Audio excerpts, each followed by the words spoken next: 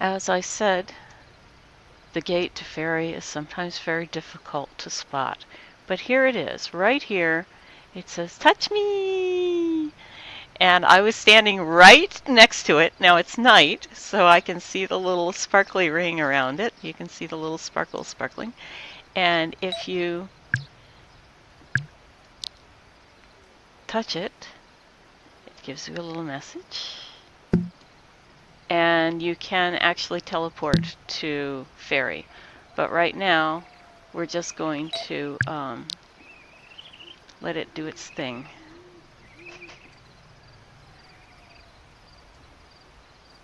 And at this point, you can step through anytime, take the teleport, and you will be transported to Fairy, which is on my land. She's not going to do that right now, though, because she's in the middle of giving us a tour. Come on, Alyra, let's go. Okay, so we have seen pretty much everything in the forest. At this end of the forest. We haven't gone down towards the farm from the forest, but we can do that later. Right now, we're going to walk through here. And maybe speed this up just a little bit because this is actually kind of boring. This is just a... Oh, actually, we should stop here, shouldn't we?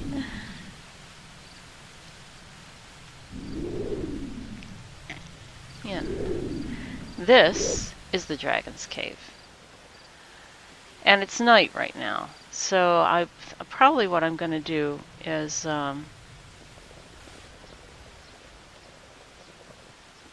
yeah, I'm going to show us the top of this, and you can see some of the other things from up above here with some lights. Like Celadon's Tower, which is pretty awesome. We should take you through this whole thing. It's really cool. Oops, up. This is Alyra all over. This is how she flies. And lands. She's very good at that. Getting her legs back under her after all of that. You can see the nice design here. Whoops, around the other way, Alyra. This is the right side up here. And we'll just go ahead and take the tour and go down through Celadon's Tower. This is a gathering room, meeting room, whatever you want to call it, with a nice spidery table and chairs. Very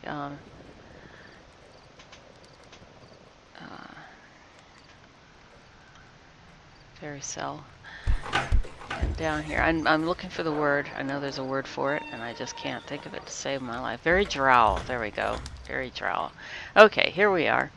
There is a secret passage through the fireplace. I'm not going to take us there, though, because I'll get lost. This is the map that tells everything about who's on the island. That's me right there. Some stuff that people are studying. Whether Cell has an insect collection or somebody else, I don't know. But there's a painting and, you know, all kinds of stuff. There's a nice owl, and you can climb up here. Dee-doop, dee-doop, dee-doop. And here's the upper part of the library. Massive library. Very, very much Celadon. Okay. Excuse me, owl. And now I've forgotten which way I came in, but I think it was that door. So this should be the door going down, I think. Yep. And now we're in the next. And there you can see the picture with Mara Arizona on her horse Duke, which is my OOC persona on this character. And that's showing who's on the island, the most recent one to come through here. And all the other paintings in this room. Very lovely room. No secret passages here that I'm aware of. Okay, and now down we go. Down to the next. Oh, Alyra. She has trouble sometimes. There we go. Put yourself back together, dear. Okay, we're down to the next level, and I think this final door takes us, yes, out to the outer courtyard. Now from here, you can fly off the this side. There's Kume's Kume's tower and windmill. I'm going to swing around here so we can see the whole shooting match there. Kume, our resident inventor and experimenter and master of explosions, or maybe they master him, it's hard to tell sometimes. But this is his floating island. You can see the glowing crystals down below, which is what powers it, and the windmill, which also sort of powers it. And he arrived, he had been on the island, and he ended up being blown off of it or something, and then the winds of change blew him back after we had recoalesced here. We're moving closer on this new island is moving us closer and closer to Faerun, where we originally came from. We had been sojourning in Norath because that was where we escaped to after the island went into lockdown and, you know, froze us all and scared us half to death. For what reason, we know not at this point. So anyway, we can go out that way or we can go out this way, and you can hear the dragon just outside the door. The dragons are... These are the forest dragons. They're not quite as... I don't know if it's that they're not quite as intelligent or not quite as... something. Anyway, they have their own way of doing things, but a couple of them have befriended us. They're not as friendly, most of them, but a couple of them are. And what they will do is transport those of us who are unable to fly from the ground up to the higher places, like Solomons Tower. Now let's see if I can get this one to... They're difficult to steer. But I'm going to take us down more or less where we would have come out if we'd kept going along on that path down below. This is the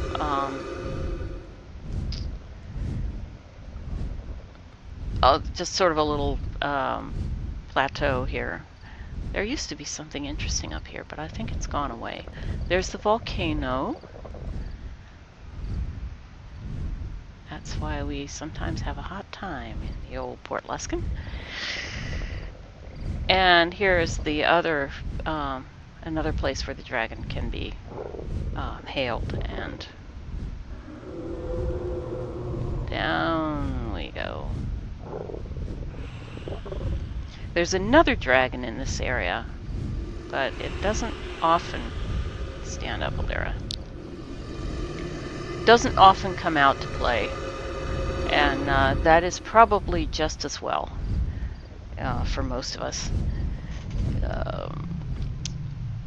But anyway, this area used to be just a complete wasteland, and it still is sort of. We have a little bit of trouble sometimes from that volcano over there, so it tends to regrow very slowly. And yeah, I'm sort of making this up as I go along, but I think that's kind of what we decided on. Yeah, this area has undergone changes, considerable changes since we first moved. When we first came here, there was actually a little cluster of tents that were abandoned, and then the land rearranged itself a bit and they were no longer there, probably because of the volcano. Thank you, volcano. But this tree has been here, and it is actually an interesting experience getting up there. There we go. And you can just sort of sit up here and watch the world go by, which Alyra does periodically. It has another vantage point as well, which is over here. That's not what I wanted to do. There. Up we go. Whee! And there you go. Now you can just sit up there and kick back and relax, and like I said, watch the world go by and look out across the endless sea for ships that never arrive. Well, once in a while we have something arrive. We have actually had quite a few things arrive. This is a house that appeared one day, and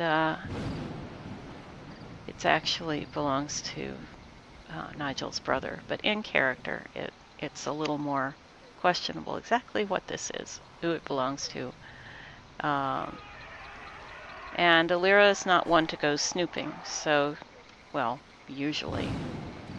So she's going to leave well enough alone and not go in there. But it's quite interesting inside, and there's a whole underwater realm that you can visit if you so desire. Let's see, where can we go today? Ooh, it's gonna go where it's gonna go, I think, which is not much of anywhere. Okay, but anyway, it's one of those. Okay, Alyra. And as you got a glimpse of down there, there is an underwater complex. We'll go have a look at that. Oops, up. Yes, better aim, kid. There we go. This is, as it says, Captain Nemo's Underwater Observatory. And we're going to go and take a look. Alright, let's try that again. There we go. Now we can see where we're going. Okay, down we go. Actually, I think I'm going to take a break here because it might be better to do this on its own. So I will start another show.